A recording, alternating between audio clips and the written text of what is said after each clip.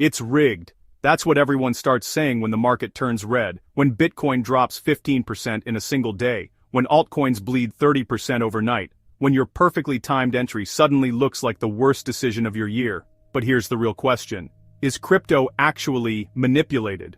Or do most investors simply not understand how markets really work? Let's slow this down. Every major crypto cycle has had moments like this: sudden crashes, massive liquidations, price wicks that make no sense, pumps that feel artificial, tweets that move billions of dollars in seconds, and every time retail investors react the same way. Anger, confusion, conspiracy theories. The whales are manipulating us. Institutions are shaking us out. Exchanges are hunting stop losses. Now here's the uncomfortable truth. Yes, large players influence markets, but not in the cartoon villain way people imagine. Not in secret underground rooms, pressing a crash button. Market manipulation in crypto is more subtle, more structural, and more psychological than most people realize. Let's start with something simple. What actually moves price? Price moves when aggressive buyers cross the spread and lift offers, or when aggressive sellers hit bids. That's it. It's order flow. If more market sell orders come in than buy orders, price falls. If more aggressive buying pressure appears, price rises. Now imagine this. A large fund controls hundreds of millions of dollars. They want to accumulate Bitcoin at lower prices. Do they tweet about it? No. They create liquidity events. They wait for thin order books. They push price down through key support levels. When retail traders panic and market sell, the large player absorbs that liquidity quietly. Is that illegal manipulation, or is that simply strategic trading with size? Crypto markets are still relatively young compared to traditional finance. Liquidity is thinner, volatility is higher, derivatives markets are massive, and leverage is extreme. That combination creates explosive reactions. Let's talk about leverage for a moment. Many retail traders use 10x, 20x, even 50x leverage. That means if price moves against them by just 2 to 5%, they get liquidated. When too many traders stack long positions at the same level, it creates something called a liquidity pool. If price dips slightly below that level, forced liquidations trigger automatic market sell orders. Those sell orders push price further down. That triggers more liquidations. A cascade begins. From the outside, it looks like manipulation. From the inside, it's simply mechanics. The same thing happens in reverse during short squeezes. When too many traders bet against the market, and price rises unexpectedly, short positions get liquidated, creating forced buy pressure. That fuels explosive upward moves. Now let's address the elephant in the room. Whales. A whale is simply someone holding a large amount of crypto. When they move funds to exchanges, on-chain analysts notice. When they place large orders, order books react. But whales are not a single coordinated villain group. They are miners, early adopters, funds, companies, ETFs, institutions. And institutions don't trade emotionally. Retail traders often buy breakouts. Institutions often sell into strength. Retail panics during crashes. Institutions often accumulate during fear. This difference in psychology creates the feeling of being played. Now let's zoom out to the bigger picture. Crypto exists inside a global macro environment. Interest rates, inflation, dollar strength, equity market trends, liquidity cycles. When global liquidity expands, risk assets rally. When liquidity contracts, risk assets fall. It's not always manipulation, sometimes it's macro gravity. But here's where it gets interesting. In 2026, the market structure is more complex than ever.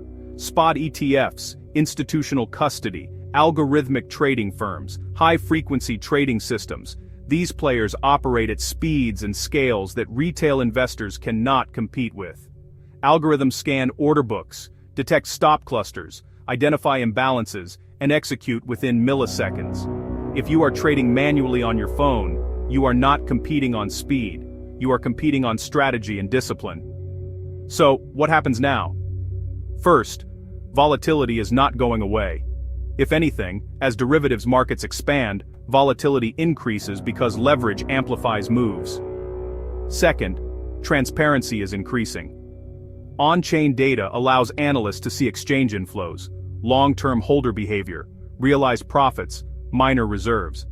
The more you understand these metrics, the less rigged the market feels. Third, cycles still exist. Manipulation narratives often peak near emotional extremes. At market tops, retail feels invincible. At market bottoms, retail feels betrayed. Let's talk about emotional manipulation, because this is the most powerful form. Social media algorithms amplify extreme opinions. When price drops sharply, doom predictions spread faster than rational analysis.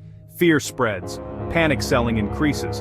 That panic creates real downward pressure. That downward pressure validates the fear. It becomes self-reinforcing. But that doesn't mean the entire system is fake. Markets are driven by human psychology layered on top of capital flows. Now let's consider the possibility that some practices truly are manipulative. Wash trading has existed in unregulated exchanges. Spoofing, placing large fake orders to influence sentiment, has been documented in financial markets historically. Regulatory oversight in crypto is still evolving, so yes, imperfect behavior exists. But here's the key insight: even if manipulation exists, it doesn't change the long-term trend of adoption. Bitcoin has survived exchange collapses, mining bans, regulatory crackdowns, macro recessions, and multiple 70 to 80% drawdowns. Ethereum transitioned from proof of work to proof of stake. New blockchain ecosystems continue emerging. Developers keep building. Manipulation can distort short-term price. It cannot stop long-term innovation if the fundamentals remain strong. So instead of asking, "Is it rigged?" ask a more powerful question. How can I position myself intelligently within this environment?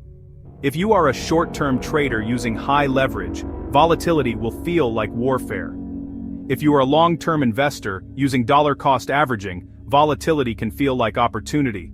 Let's imagine two participants during a 25% correction. Trader A is 20x leverage long on an altcoin because of social media hype. The market dips 6%. They are liquidated completely.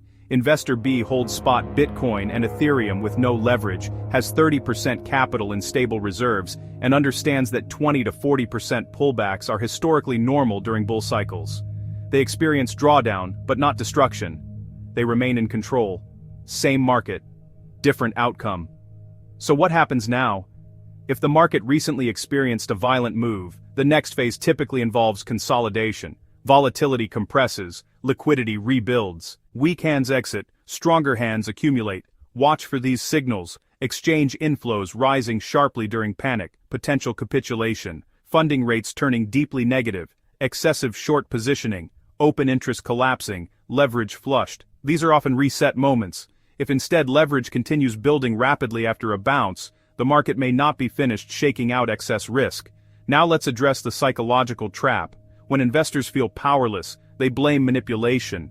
Blame reduces anxiety temporarily, but it also prevents growth. The more productive approach is studying structure, risk management, and historical patterns. No market is perfectly fair, but every market offers opportunity to those who adapt. In 2018, many declared crypto dead.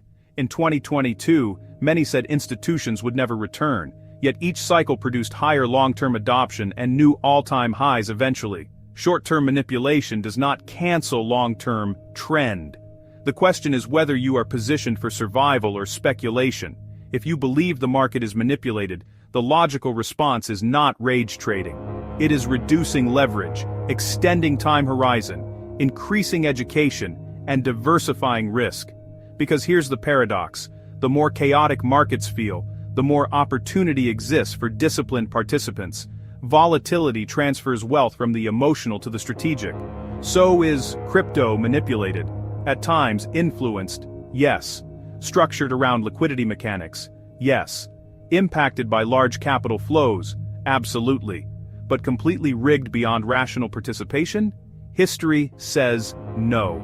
Because despite crashes, despite liquidations, despite scandals, the market continues evolving, expanding, and attracting innovation. What happens now depends less on whales and more on your strategy. Will you chase emotional narratives? Or will you analyze data? Will you over-leverage during hype? Or will you manage risk? Will you panic during volatility? Or prepare for it? Markets reward preparation, not outrage. And in crypto, the difference between ruin and resilience is rarely manipulation. It is discipline. So before you say it's rigged, ask yourself one final question: am I reacting emotionally or thinking strategically? Because in this market, that difference determines everything.